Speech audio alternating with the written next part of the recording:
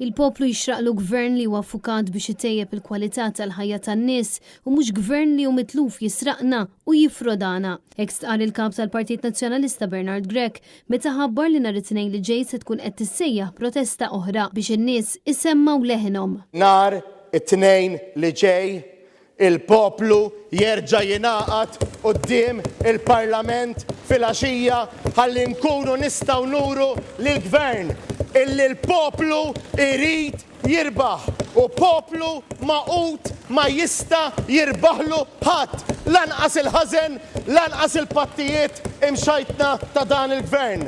Poplu maqut huwa poplu rebbieħ.